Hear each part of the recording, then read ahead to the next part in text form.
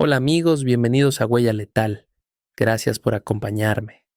Aquí descubrimos casos reales de crímenes, siempre recordando a quienes fueron víctimas, honrando su memoria y manteniendo viva su historia. Hoy vamos a hablar de un caso increíble y sorprendente, la historia de Elizabeth Fritzl.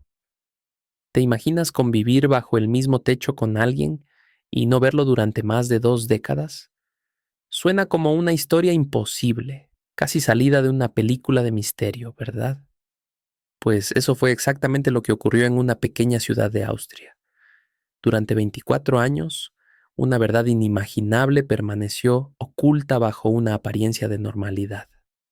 Mientras arriba todo parecía rutinario, en el subsuelo se desarrollaba un secreto que nadie fue capaz de descubrir. Una sirena, un día cualquiera, rompió el silencio. Y con ella salió a la luz una historia que dejó a todo el país sin palabras. ¿Quieres saber cómo un secreto tan oscuro pudo mantenerse oculto durante tanto tiempo?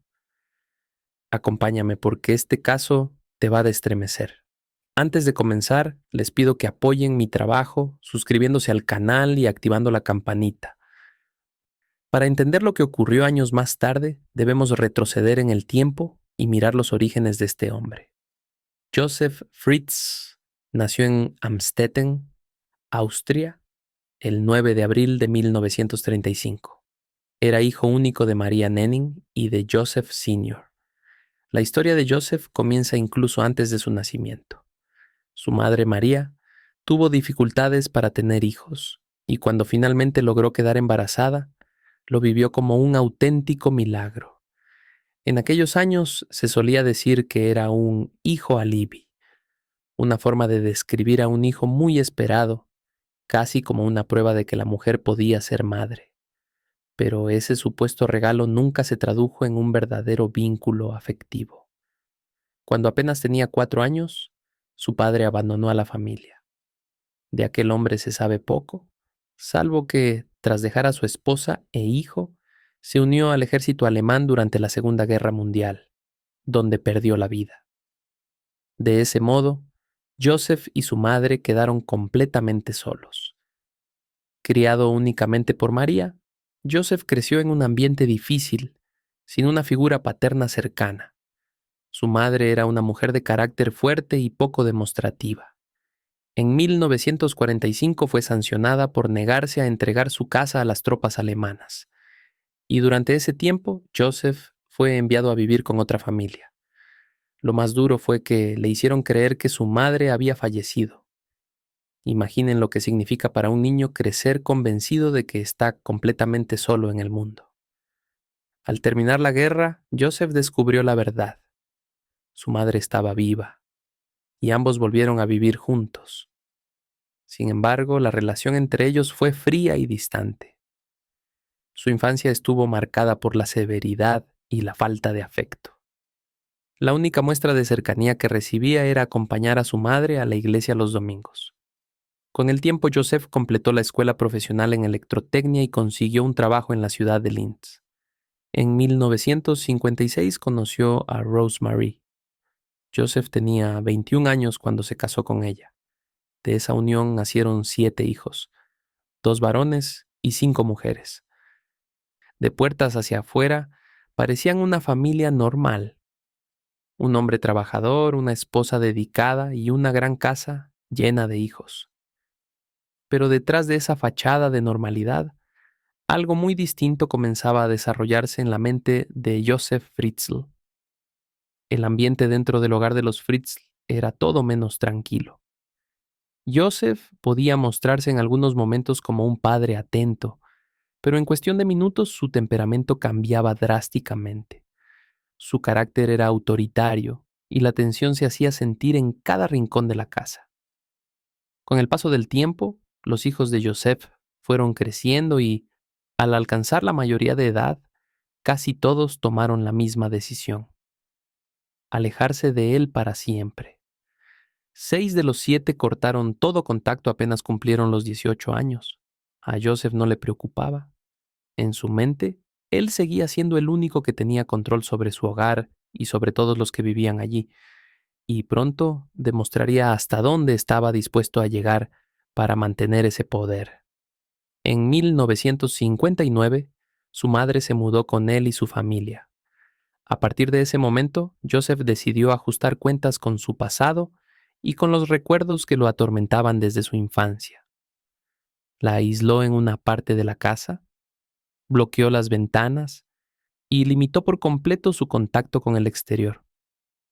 Vivió de esa forma hasta 1980, año en que falleció.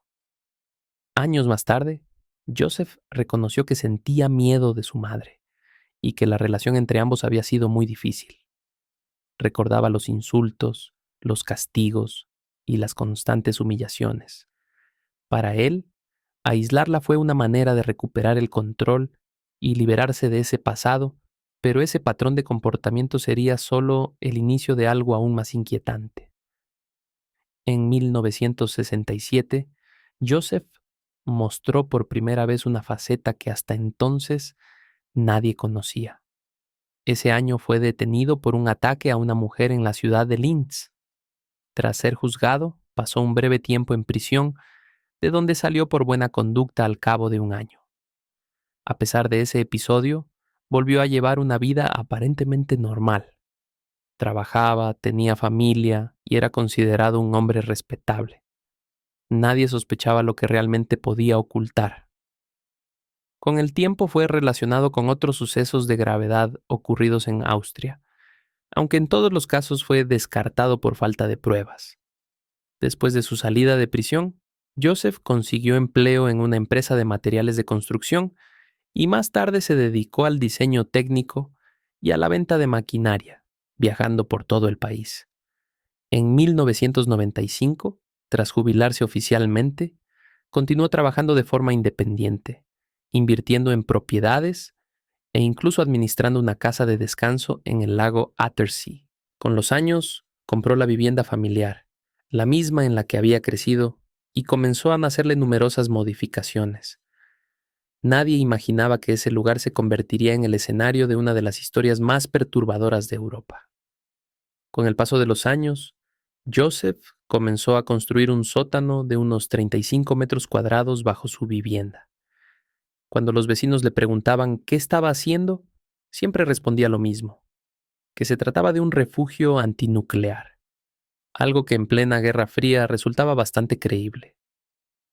La casa de Amstetten no era solo para su familia, era un edificio con varios apartamentos, habitados por otras personas. Joseph y su esposa vivían en el piso superior junto a sus hijos, mientras que en los otros niveles residían inquilinos. A simple vista todo parecía normal. Nadie podía imaginar que bajo aquella vivienda se preparaba algo que cambiaría la historia para siempre. La hija menor, Elizabeth, había nacido en 1966.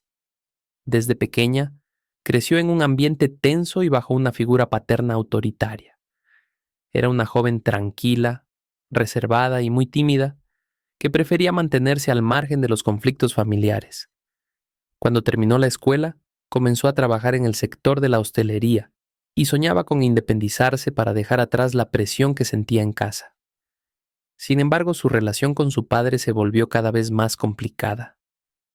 Joseph no soportaba la idea de que ella quisiera marcharse y empezó a controlar cada aspecto de su vida. A los 17 años, desesperada por escapar de esa situación, Elizabeth huyó de su hogar y se refugió en Viena con una amiga. Sus padres denunciaron su desaparición y poco después fue localizada por la policía. Aunque intentó explicar lo que ocurría en su casa, sus palabras no fueron tomadas en serio. Finalmente su padre fue a buscarla y le prometió que las cosas cambiarían si regresaba. Elizabeth aceptó, sin imaginar que ese sería el inicio de algo mucho más oscuro. Tiempo después, Joseph le pidió ayuda para revisar una puerta del sótano que estaba construyendo. Aquella petición, que parecía inocente, marcaría el comienzo de un capítulo aterrador en esta historia. Nadie en la familia tenía permitido entrar en ese sótano, y dado el ambiente de miedo que se vivía en la casa, nadie se atrevía a preguntar qué hacía Joseph allí abajo. Un día, Después de pedirle ayuda a Elizabeth con la puerta del sótano, Joseph le dijo que necesitaba hablar con ella en su despacho. Cuando Elizabeth entró, todo cambió para siempre. Su padre la sorprendió y la llevó al búnker que había terminado de construir, el mismo en el que ella había colaborado sin saberlo. A partir de ese momento, Elizabeth quedó completamente aislada del mundo exterior. Aquel espacio de unos 35 metros cuadrados tenía una cama, una pequeña cocina y un baño. Era un lugar frío, silencioso y sin contacto con el exterior. Para evitar sospechas, Joseph hizo que Elizabeth escribiera una carta a su madre diciendo que se había marchado por decisión propia y que no debían buscarla. Luego, él mismo llevó la carta a otra ciudad para enviarla, asegurándose de que todo pareciera creíble. Como Elizabeth ya era mayor de edad, la policía no podía intervenir, creyendo que simplemente había decidido irse. Pero la realidad era muy diferente. Estaba atrapada bajo el control de su padre. El refugio donde estaba recluida se encontraba justo bajo la casa familiar. No era un sótano común. Su diseño mostraba una planificación precisa para que nadie pudiera encontrarlo. La entrada estaba perfectamente camuflada y las paredes estaban aisladas del sonido, impidiendo que cualquier ruido se filtrara al exterior. Con el tiempo, Joseph reforzó aún más la seguridad del lugar, instalando una puerta de acero con un código de acceso. Todo indicaba que había planeado cada detalle con anticipación para mantener a Elizabeth fuera del alcance de los demás. Años después, Elizabeth recordaría el enorme esfuerzo que hacía para mantener la esperanza viva.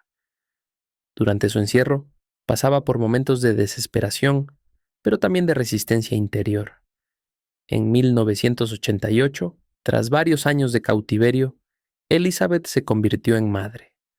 Dio a luz sola, en la oscuridad del sótano, a una niña llamada Kerstin.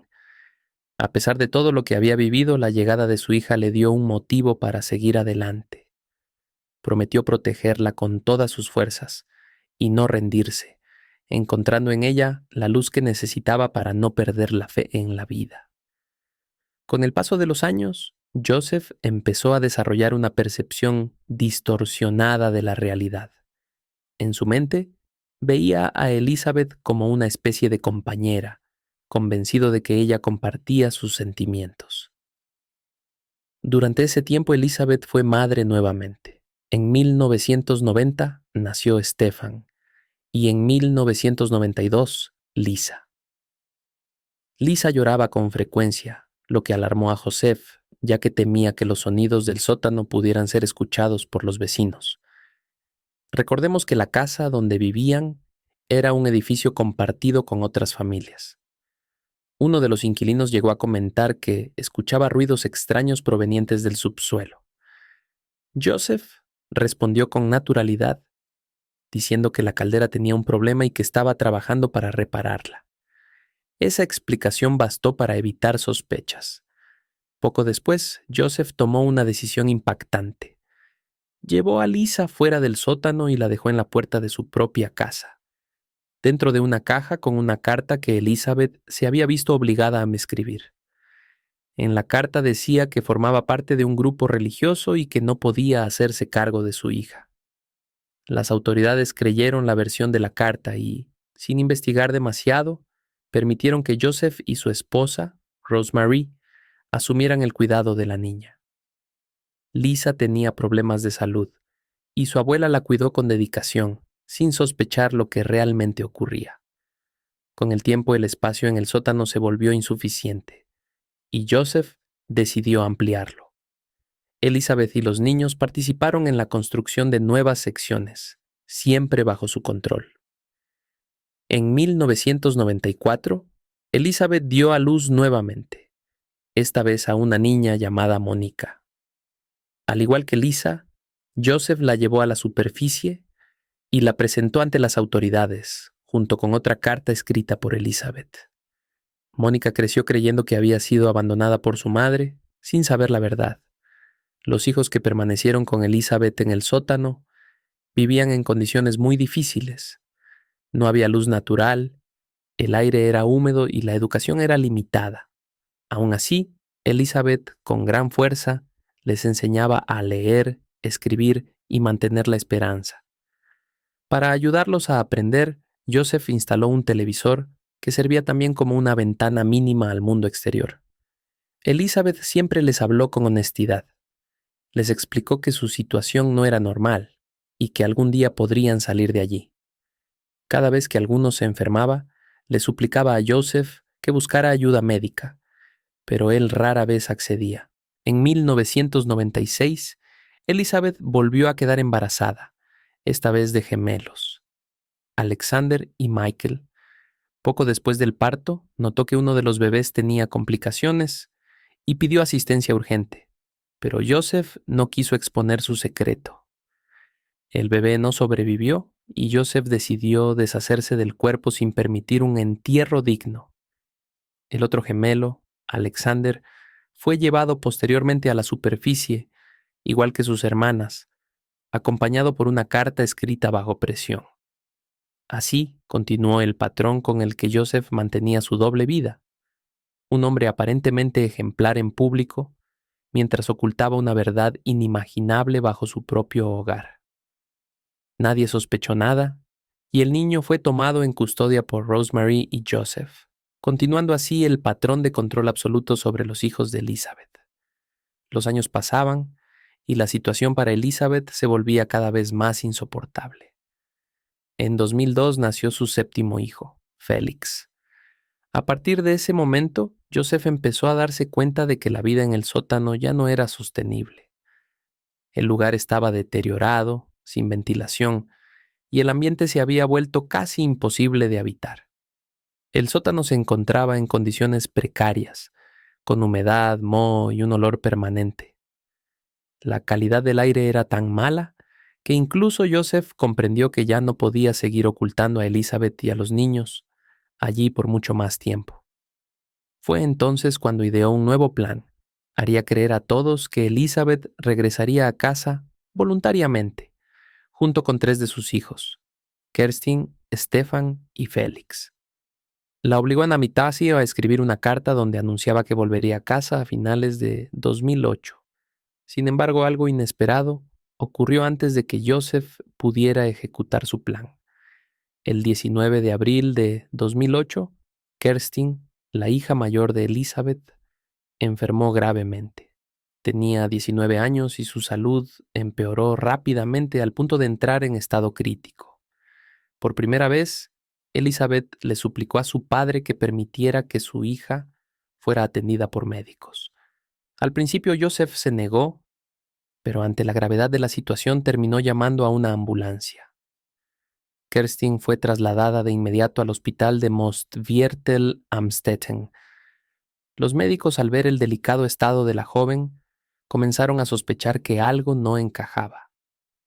Kerstin mostraba signos de haber vivido en condiciones muy inusuales y su aspecto despertó la preocupación de todo el personal sanitario. La policía fue alertada y emitió un llamado público para localizar a la madre de la joven. Joseph, manteniendo su versión, dijo que su hija Elizabeth se había unido hacía años a un grupo religioso y que la joven había aparecido repentinamente en su puerta con una nota pidiendo ayuda. Incluso entregó una carta que supuestamente Elizabeth había escrito a principios de 2008, donde decía vivir fuera del país junto con sus hijos. Las autoridades comenzaron a sospechar. Reabrieron el caso de desaparición de Elizabeth Fritzl y consultaron con expertos en grupos religiosos quienes detectaron incongruencias en las cartas. El especialista Manfred Wolfart concluyó que las notas no parecían haber sido escritas libremente, sino bajo presión o incluso falsificadas. La historia de Joseph empezaba a desmoronarse. La policía, los médicos y los medios comenzaron a dudar seriamente de su versión. Viendo que las preguntas se acumulaban y la atención pública crecía, Joseph tomó una decisión desesperada. Liberó a Elizabeth y a 2 de sus hijos. El 26 de abril de 2008, después de 8.516 días bajo encierro, Elizabeth salió finalmente del sótano junto con Stefan y Félix. Joseph los presentó ante su esposa Rosemary diciendo que Elizabeth había regresado por voluntad propia tras 24 años fuera.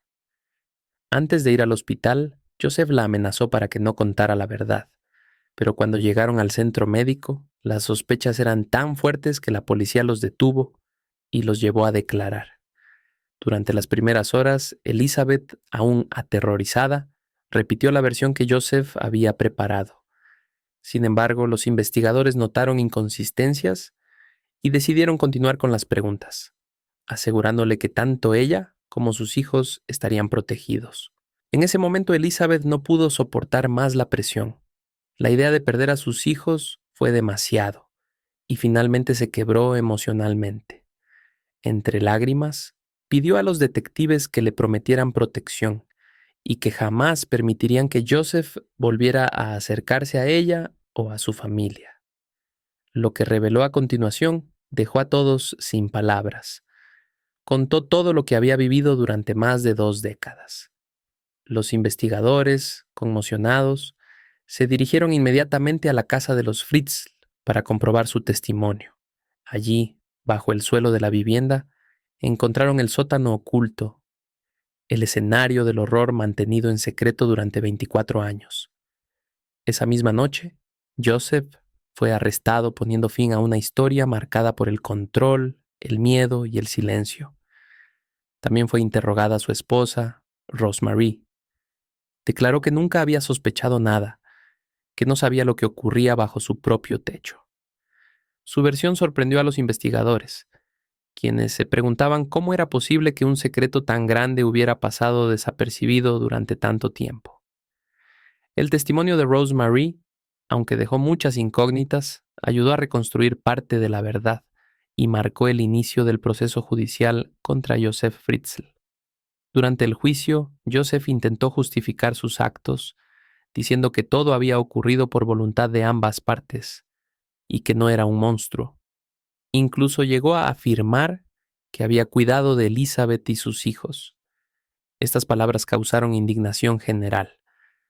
Los expertos en salud mental que lo evaluaron concluyeron que Joseph era plenamente consciente de sus actos, aunque presentaba graves trastornos de personalidad y un perfil manipulador. En la sala del tribunal se escucharon los relatos más duros y se mostraron las pruebas que confirmaban la magnitud de su control. El caso conmovió profundamente no solo a Austria, sino al mundo entero. Finalmente, en marzo de 2009, Joseph Fritzl fue condenado a cadena perpetua. La sentencia puso punto final a décadas de oscuridad y marcó el inicio de una nueva etapa para Elizabeth y sus hijos, quienes por fin pudieron comenzar su proceso de recuperación y reconstrucción. El caso se convirtió en un símbolo internacional de resistencia y valentía, recordando la importancia de actuar ante cualquier señal de maltrato y de proteger a las víctimas, especialmente cuando el peligro proviene del entorno más cercano. Afortunadamente, Kerstin logró sobrevivir. Con la ayuda de los médicos comenzó un largo proceso de recuperación física y emocional. Con el tiempo, ella, su madre y sus hermanos empezaron una nueva vida, lejos del pasado, rodeados de apoyo y cuidado. Hoy, el caso de Elizabeth Fritzl sigue siendo un recordatorio poderoso de hasta dónde puede llegar el control y la manipulación, pero también de la fuerza humana para sobrevivir y reconstruirse incluso después de los peores momentos. Desde 2019, la salud de Joseph Fritzl ha empeorado notablemente debido al paso de los años. Hoy, ya cercano a los 90, ha declarado que la vida en prisión se le hace cada vez más difícil y que desearía recuperar su libertad, algo que la justicia belga ha rechazado de manera firme. Por su parte, Elizabeth, tras recuperar la libertad, inició un largo proceso de recuperación emocional y física que continúa hasta el día de hoy. Parte fundamental de ese proceso fue reunir nuevamente a todos sus hijos, tanto a los que habían crecido con ella en el sótano como a los que habían vivido con Rosemary en el piso superior. Ese reencuentro fue profundamente conmovedor y al mismo tiempo complejo. Algunos de los niños creían que Rosemary era su verdadera madre, lo que hizo que la separación resultara muy dolorosa.